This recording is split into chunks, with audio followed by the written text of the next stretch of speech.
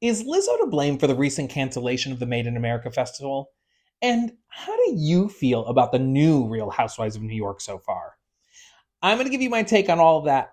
And make sure you stay tuned for Q News, where we dig into Wayne Brady coming out of the closet. This is David Up to Speed, a show that gets into every corner of the pop culture universe with me, your host, David Correa, the pop culture professional, and kicking it off with what seems to be my favorite topic as of late, Lizzo. Don't worry, the housewives are right around the corner. Just 1 week after Lizzo was hit with a lawsuit by 3 of her former dancers, you can watch the episode right before this one to get up to speed on that and my own story about the time I worked with Lizzo. The Made in America Festival announced the cancellation of their 2023 show. Originally scheduled to return to Philly on September 2nd and 3rd, the once massively successful festival cited severe circumstances outside of production's control as the reason for the cancellation. Some fans and disappointed festival goers immediately pointed the finger at Lizzo, especially given the recent negative news coverage on the star.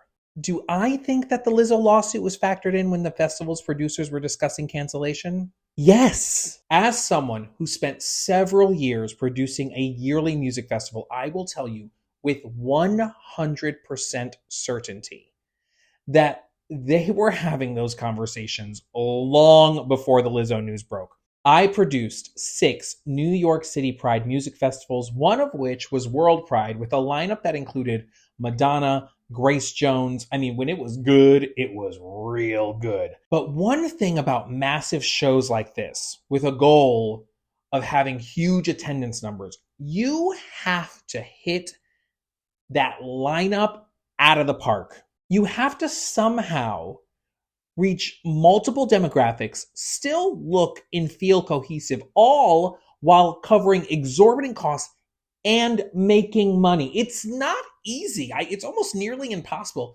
I mean, we couldn't give tickets away to the last festival I produced. So many factors came into play, but when we did have discussions about potential cancellation, we didn't cancel, and we probably should have. They happened very early on. I think Lizzo and the lawsuit might have helped sway the decision to cancel, but it wasn't the reason. According to sources, the show was suffering from low ticket sales. I'm not surprised, since they ranged from $187 to $800 a ticket. With prices like that, you better give me the Beyoncés and Bad Bunnies of the world. I personally think that with the resurgence of the superstar concert, I'm talking about Beyoncé's Renaissance, Taylor, Harry, Pink, fans are more willing to pay big bucks to see a show that is entirely devoted to the artist they love. And maybe I'm jaded from my own behind-the-scenes experience, but I think the music festival might be becoming a thing of the past. That's just my opinion, but what do you think? Do you agree with me? Or do you feel differently? Drop your thoughts in the comments. I promise I always respond. Remember, we still have to get into the latest on Wayne Brady and his pansexuality. But first, my happy place is sitting on my couch with my TV dinner tray, a tasty meal, and a good old reality show. And nothing is better to me than the Real Housewives of any of them. Yes, even the OC. There are new housewives on the scene, but nope, it's not a new city. It's New York City. After a terrible season 13, Bravo fired the entire cast and revamped the whole show. Usually, if it's not working out, they pull out 1 or 2 wonky wives and throw in a couple new ones.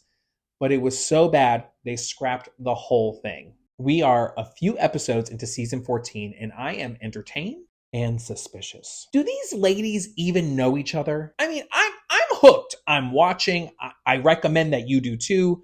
But as someone who has watched from the very beginning, I can spot when something is off. How can I tell? Well, let's start with the latest Girls Trip, a staple series of episodes in every Housewives franchise. This time around, it was 2 episodes of watching these ladies figure each other out. Their eating habits. Now, this crew loves to eat.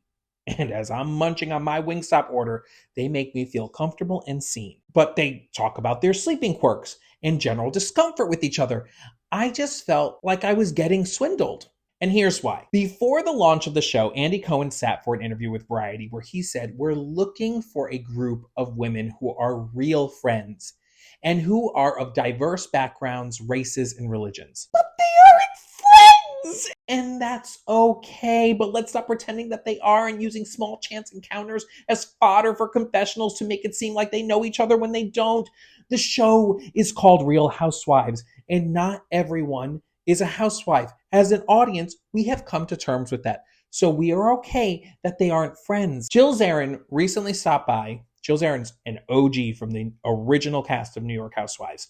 She stopped by Bethany Frankel's podcast, another OG, and shared the same sentiment, basically saying that they stressed the fact that they were going to cast a group of real, authentic friends, and they just didn't.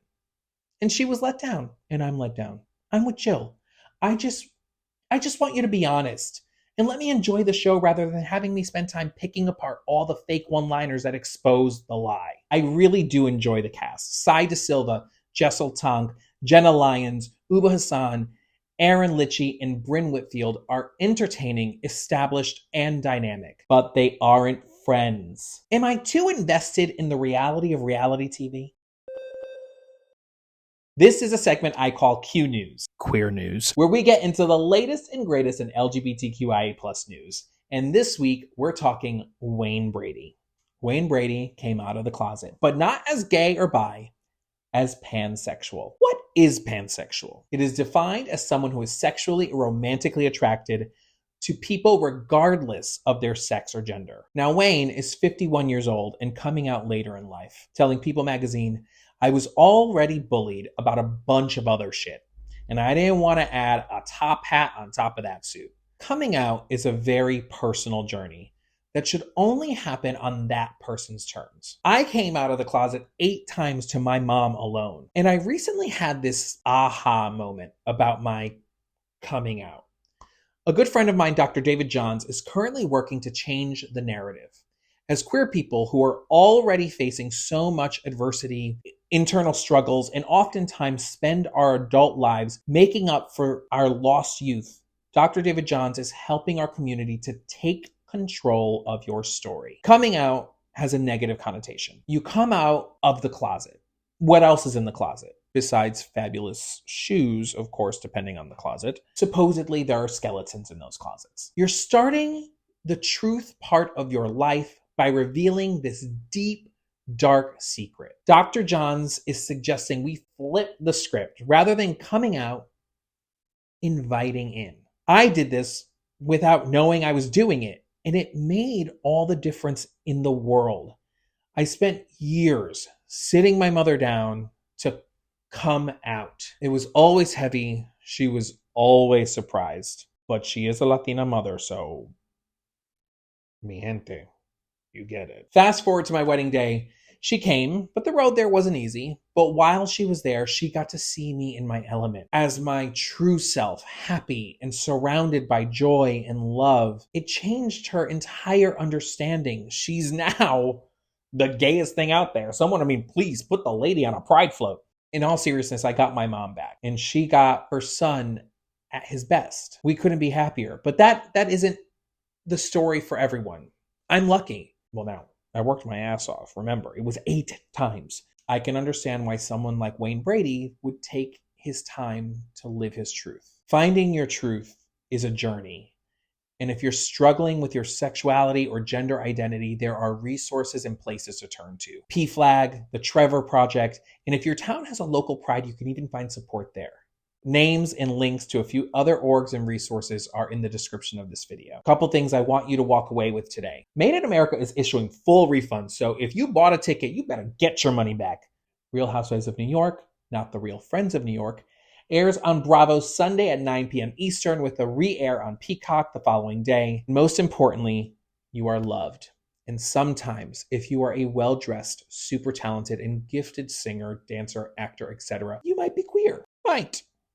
Thanks for watching. I'm David, the pop culture professional, here to keep you up to speed.